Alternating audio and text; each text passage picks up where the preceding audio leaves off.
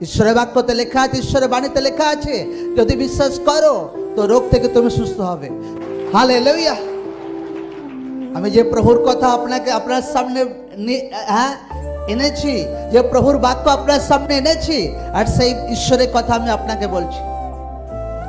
যীশু খ্রিস্ট কোনো জায়গায় বাইবেলে লেখা নেই যে আমি তোমার জাতকে ধর্ম পরিবর্তন করতে এসেছি।